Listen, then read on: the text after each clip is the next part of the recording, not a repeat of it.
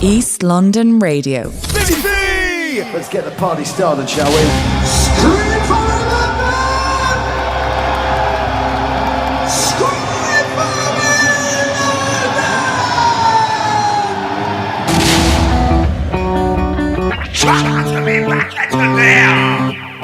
You are listening to Benny V on East London Radio.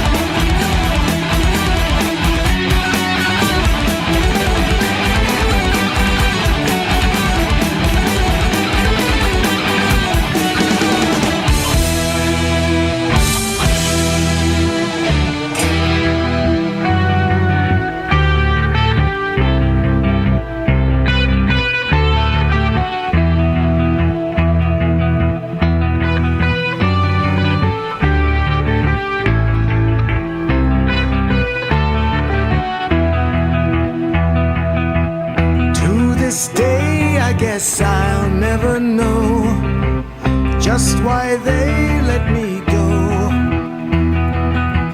But I'll never go dancing no more till I dance with the dead.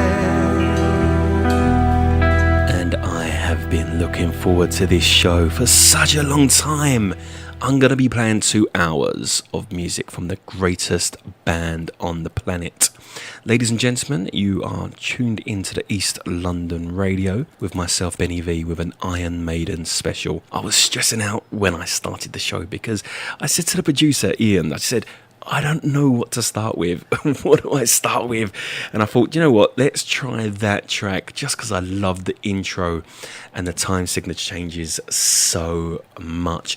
But I could have literally started with any of the tracks in this next 2 hours. So I'm going to go from something from the Dance of Death album. Of course, it was written by Steve Harris, but it was also written by Janet Gers. The album actually got to number 2 in the UK album charts. And we're going to move into one of the earliest Iron Maiden tracks I remember. And I think the reason why I remember this one, it appeared in a Lucasade advert.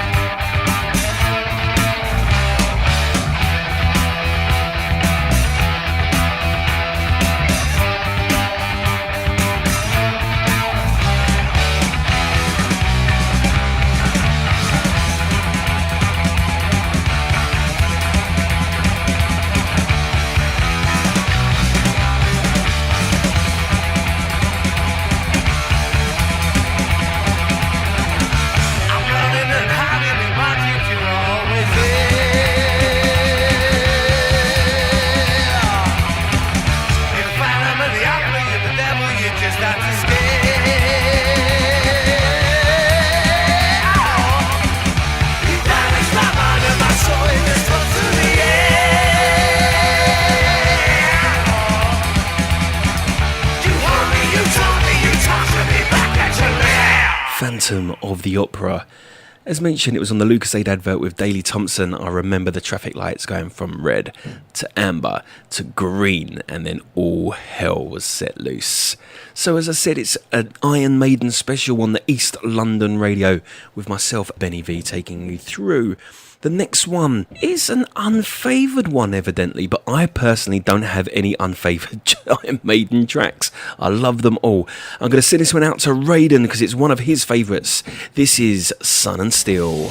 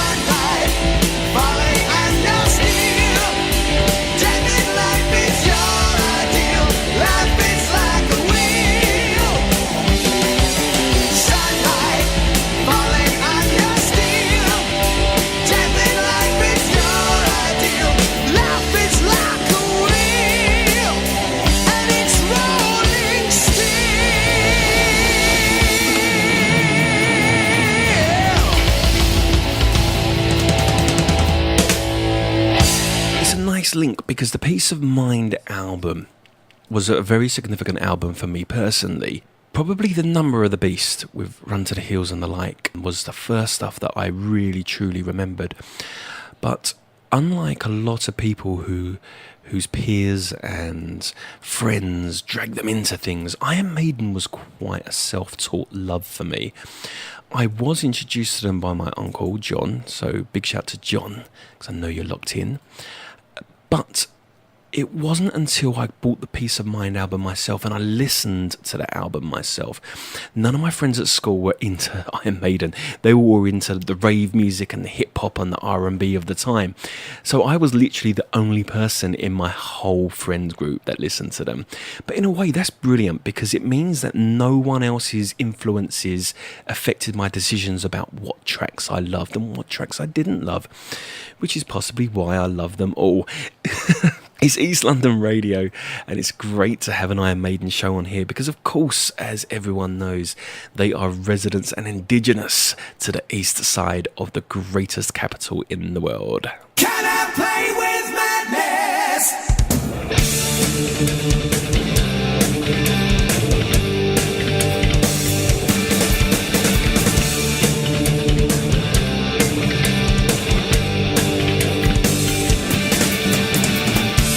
Sense to wonder if I'm free. Give me a sense of wonder to know I can be me.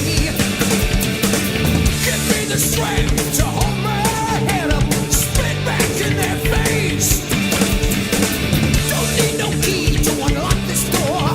Gotta break down the walls, break out of this bad place. Can I play with madness? The puppet stared at his crystal ball. Can I play with madness? There's no vision there at all. Can I play with madness? The puppet looked and he laughed at me. He said, can I play with madness? He said, you're blind to see. You're such a too blind to see.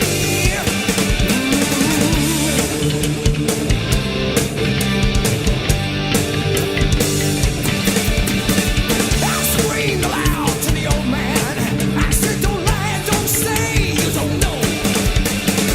I say you'll pay for this mischief on the throne of the lands. Oh, and then he fixed me with a freezing glance, and the hellfires raged in his eyes. He said, you want to know the truth, son? Lord, I'll tell you the truth. Your soul's gonna burn in a lake of fire. Can I play with madness? The prophet stared at his crystal ball. Can I play with madness? There's no vision there at all. Can I play with madness? The prophet looked and he laughed at me. He said, can I play with madness? He said, you're blind, too blind to see. Oh, listen to me, say the prophet.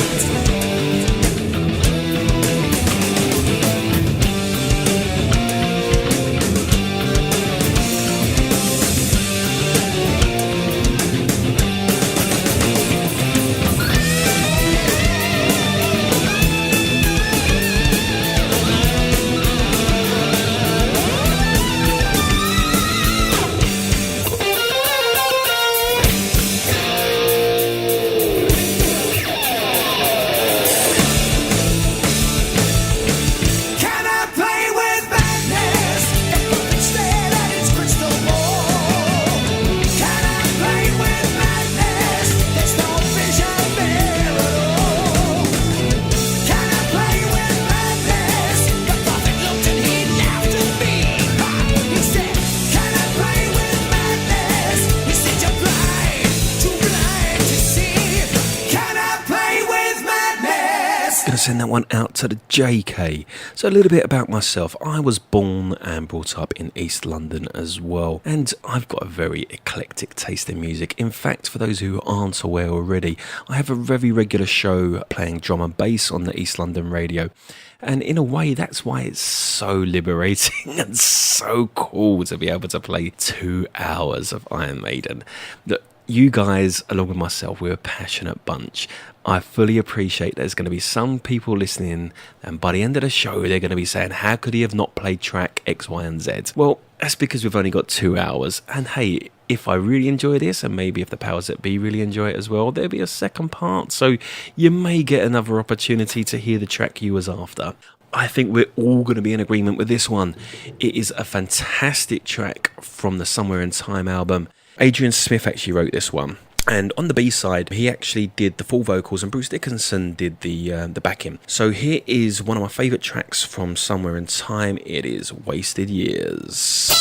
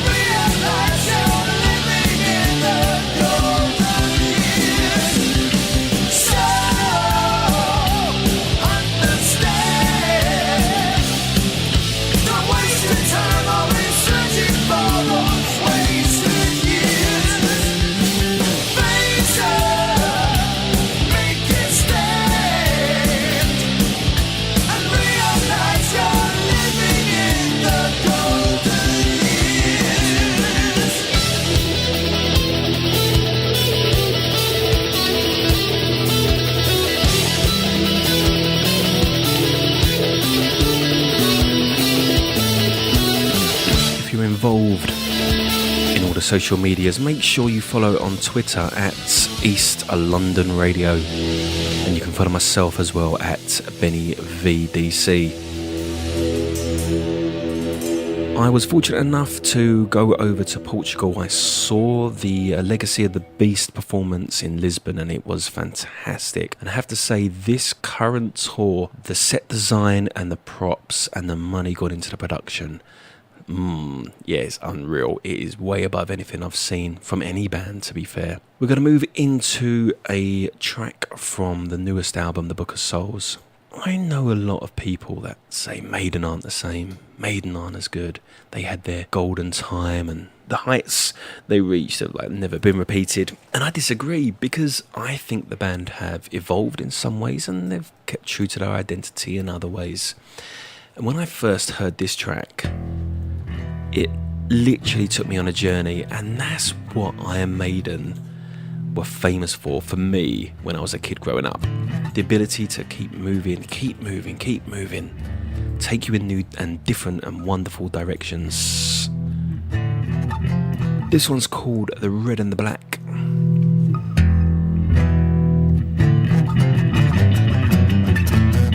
Written by Steve Harris.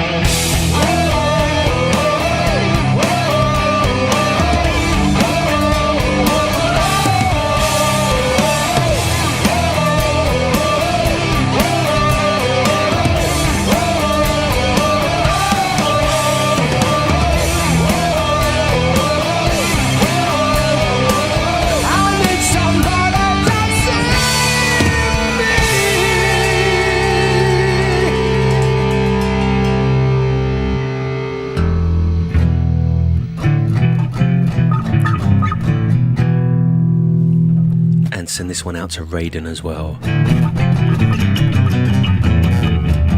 I mentioned earlier on, didn't I, the Legacy of the Beast tour, and I am thrilled. It's a real privilege and an honour. I've been booked to play on an Iron Maiden boat party. So on one of the O2 gigs on the 11th of August, I will be DJing on the Maiden Voyages boat. It's going to be 4 hours of nothing but Iron Maiden pumped on the system as the boat cruises up and down the Thames, and I cannot wait for that one, trust me. You can go onto Facebook and all the usual social media and get more details on that. It's called Maiden Voyages once again. Okay, let's move into a track now from an album named A Matter of Life and Death. And there was a couple of more than a couple, there's loads of really good tracks on this album. And I chose this one because when I went to see Maiden play at Earl's Court on this tour, there was a couple of riffs in this that were really the highlight of my night. This one from Smith, Harris and Dickinson. A tribute to those who lost their lives in World War II on the beach of France. This is The Longest Day.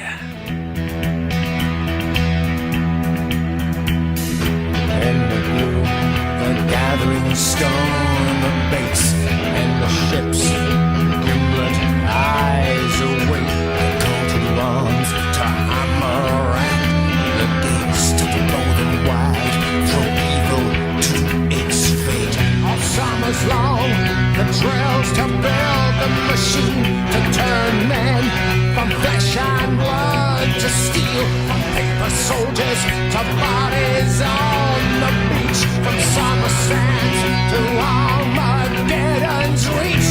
Overlord, your master, not your God. The enemy coast, darling gray with scud. These wretched souls, puking, shaking fear, to take a bullet for those who sent them here.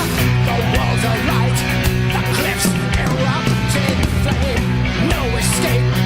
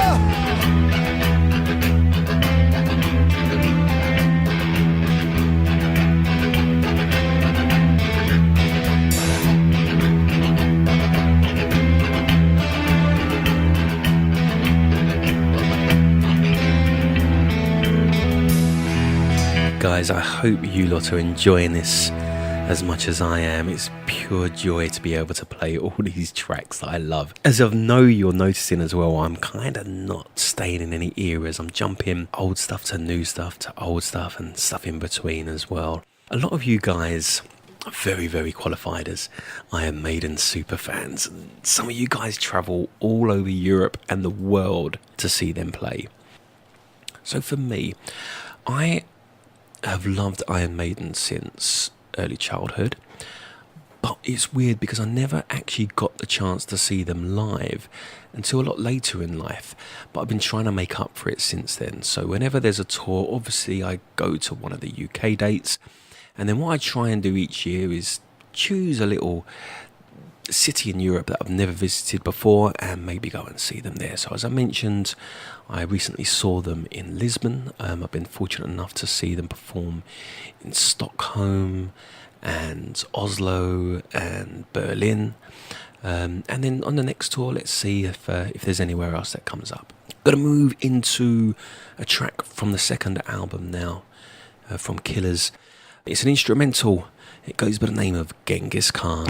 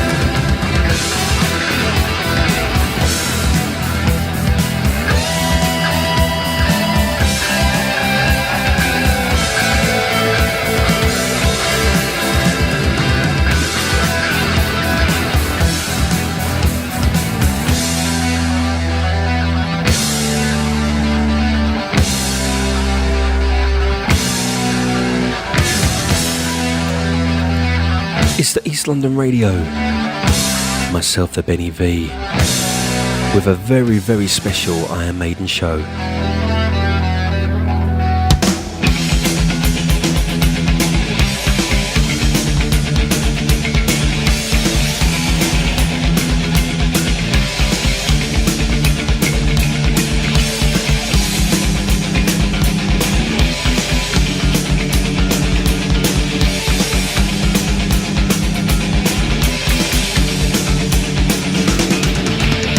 If you're on a cloud, you made a mistake of picking it up, there you go.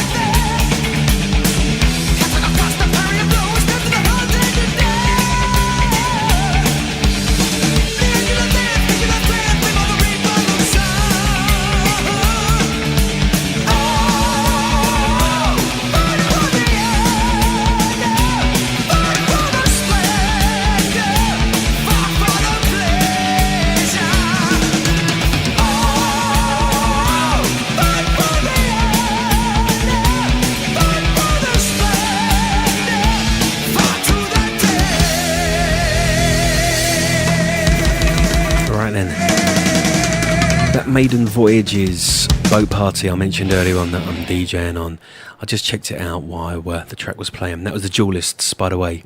Of course it was, from the Power Slave album. I just checked it out. It's facebook.com/Iron Maiden Voyages. And on Twitter it's at Maiden_Voyages. I've been doing a little bit of the promo and a little bit of promotion and pushing and plugging for this as well, so I've got to send out a massive shout to everyone that's helped out. I'm going to send out a shout to the guys at the Cart and Horses in Stratford as well, which is the birthplace of Iron Maiden. The most famous pub for Iron Maiden is the Ruskin Arms in East Ham, but evidently the first ever gig for Maiden was over there in E15. And I kind of knew that already, because when I was training for the London Marathon a few years ago, that was my route home. I used to run past Maryland and wave at it when I used to see the Iron Maiden logo.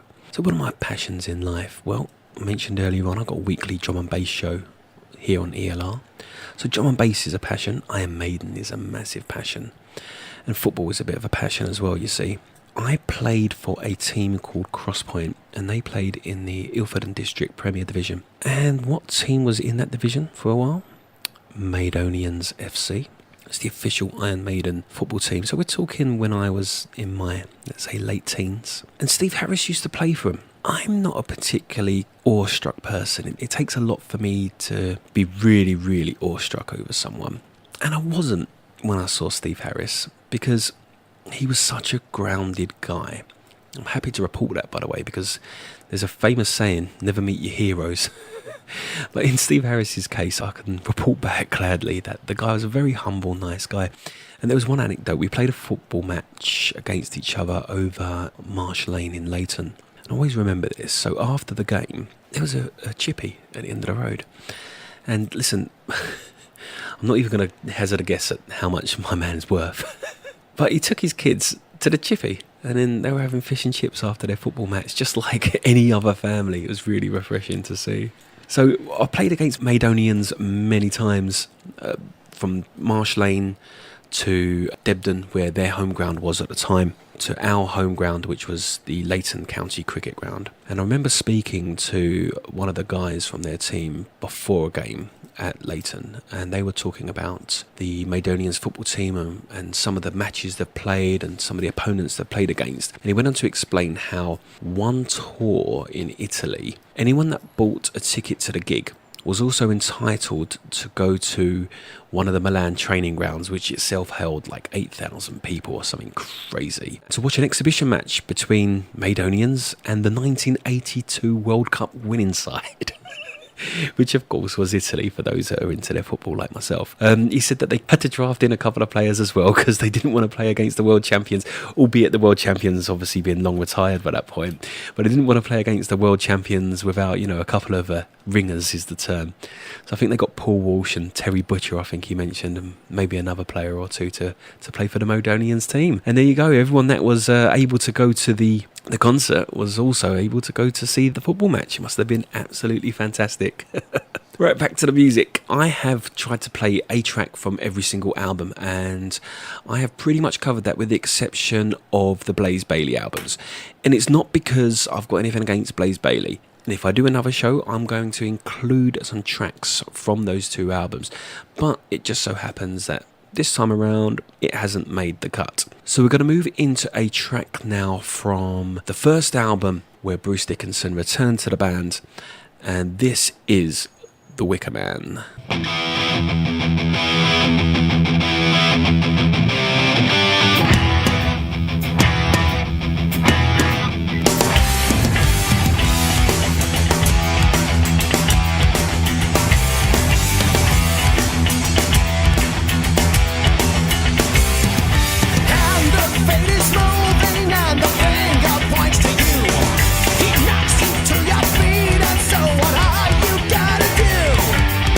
Your tongue was frozen, now you've got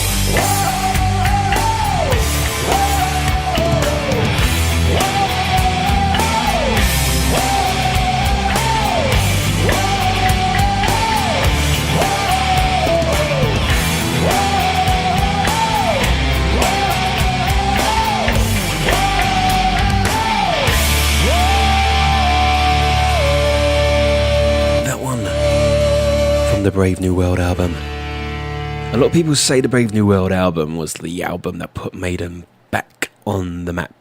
Not sure if I fully agree with that, because they were never off the map to me. But it is an opinion I've heard before. Here's a track from the Final Frontier, written by Murray and Harris. The Man Who Would Be King.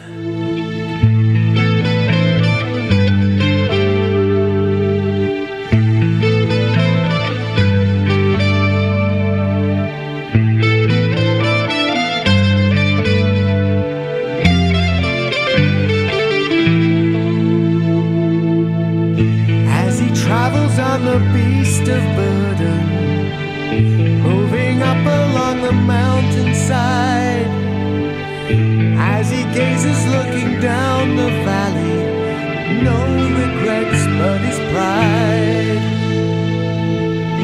As he journeys across mountain passes, insignificant sweeps overhead, his reflection of the beauty round him, feeling empty inside. He is running from his wildest thoughts.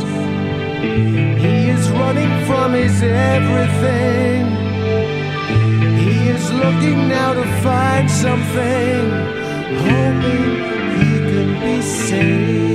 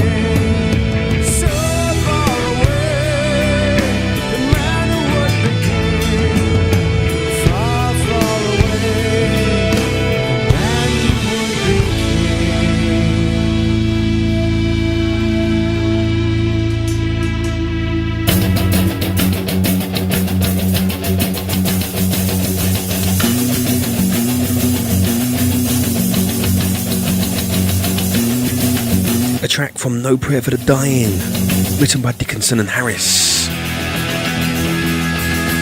This is Tailgunner.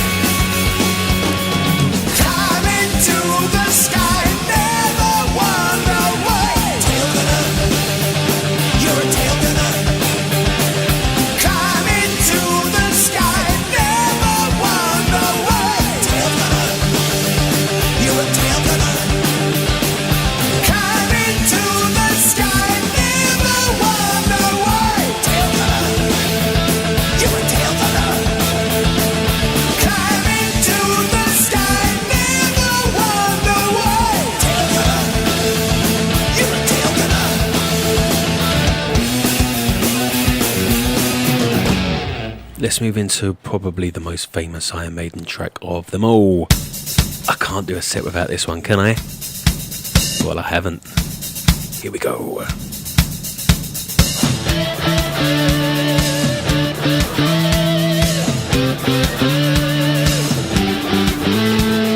White man came across the sea. He brought us pain and misery. He killed our tribes. He killed our creed. He took our game for his own need. We fought him hard. We fought him well. Out on the plains, we gave him hell. But when it came to much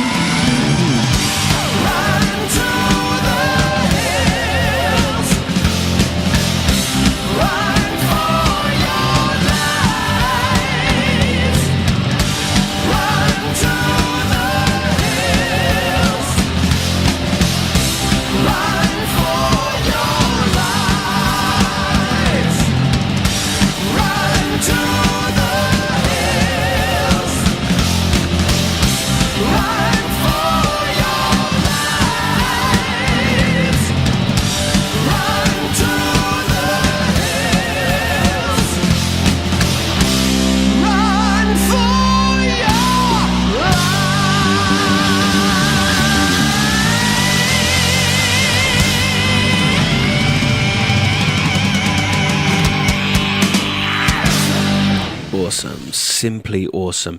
On that Matter of Life and Death tour I mentioned earlier on, I was reading the programme on the tube on the way home. Steve Harris actually said that he was told that the British Army used that track to pump up the troops before they went out. He said he had mixed emotions about that because obviously he's not a big fan of war, but obviously the honour of them playing Run to the Hills to the troops to pump them, he said it was unreal, it was something else.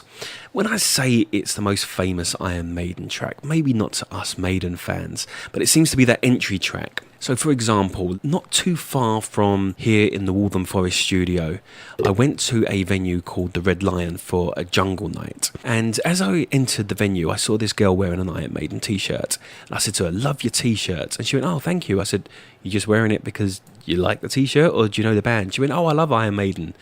And I said, "Oh, okay, what's your favourite tracks?" She said, "Run to the Hills." And I said, "Oh, okay, yeah, it's a great track. Anything else?" And then the deadpan. I'm like, okay, you don't really like Iron Maiden at all. But it was the one track she knew, right? Hence entry level. Right then, let's move into a track now. This is a very, very important track from my childhood. It is from the Fear of the Dark album, and this track was on repeat for such a long time. It always reminds me of my last year at school as well when I was taking my GCSEs. It's a track written that I read afterwards, after the issues in the Gulf, and it's called Afraid to Shoot Strangers.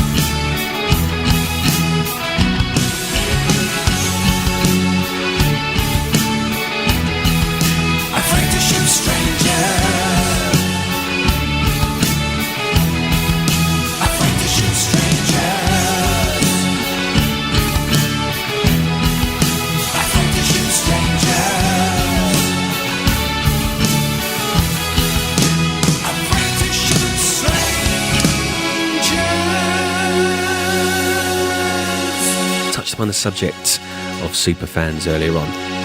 So what constitutes a superfan? Is it someone that goes to see Iron Maiden home and abroad and got all of their t-shirts and tour t-shirts and whatever else? No, it's not that. A superfan is someone who feels the music on more than one level, on an emotional level, as well as being able to hear it. That's my interpretation of what a superfan is. There might be people out there that have never seen Iron Maiden in their lives, but they get goosebumps. To me, that's a superfan. The reason why I bring that up, I mentioned earlier on that it took me a while to go to an Iron Maiden concert for the first time, for one reason or another. I mentioned as well that a lot of my friends were into other styles of music. It was only myself that was into Iron Maiden. I remember sitting in the living room of my house in Walthamstow in E17, and I mentioned the Peace of Mind album earlier on as well. And I used to play that to myself on repeat. And this track here touched me on an emotional level. I felt it. Didn't just hear it. I felt it. And the first time I ever heard this one live, I closed my eyes. I just closed my eyes and listened to it in its entirety. This is Revelations.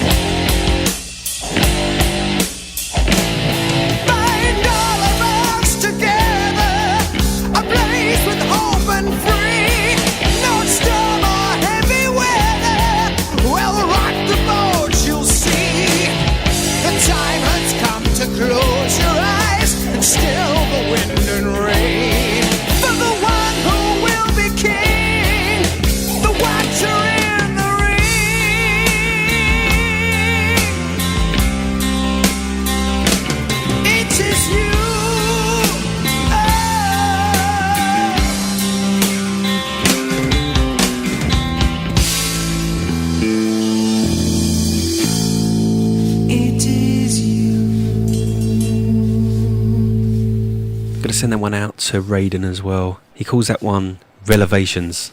It doesn't matter how many times I correct him and tell him it's called Revelations, it's still Revelations to him. He's 4 years old, so I'm going to forgive him. Going to send out a massive shout to my cousins as well. Out to Robert and Steve. Big shout goes out to Maddie. Going to send it out to Christine and Martin. I went to the Book of Souls concert at the O2 last year with those guys. And it was lovely spending time with them. Going to send out a big shout to my Uncle John again as well. The man responsible for introducing Iron Maiden to me when I was a child. I'm playing an eclectic mix tonight. Not the most famous tracks, not the biggest tracks. I know some of you guys are thinking, why hasn't he played X, Y and Z?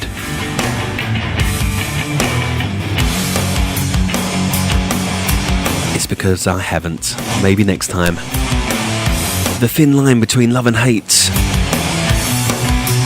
From Brave New World. When a person turns to wrong, if they don't want to be belong, are the things at any cost? At what price a life is lost? At what point do we begin? Fight a spirit will to win. But what makes a man decide? Take the wrong or righteous road.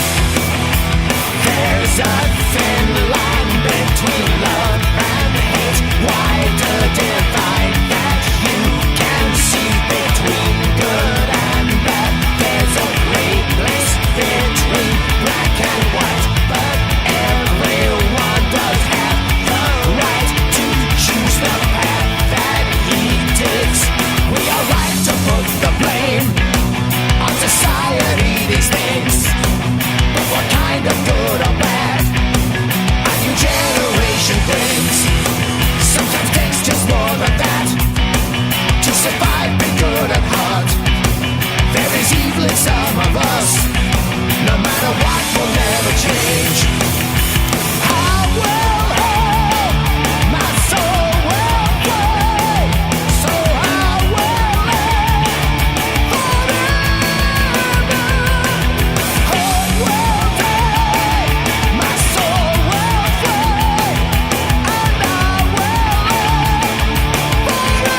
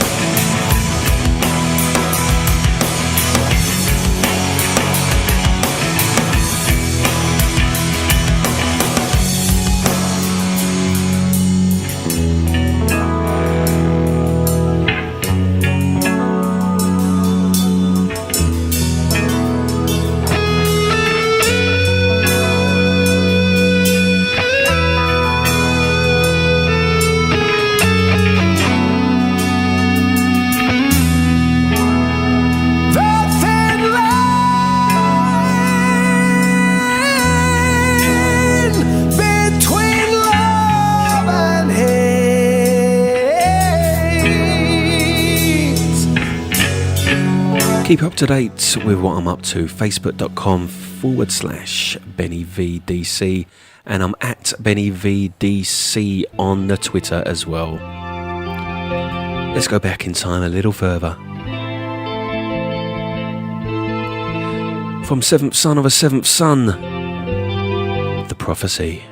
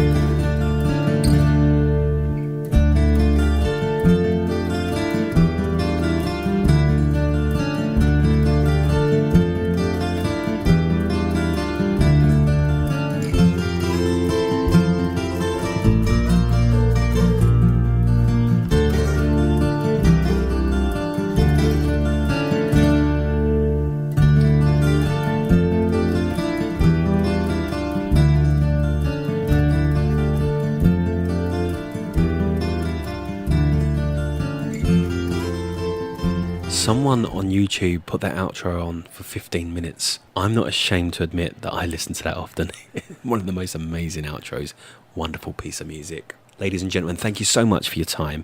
Thank you so much for your ears, and I do hope you've enjoyed this Iron Maiden special as much as I have.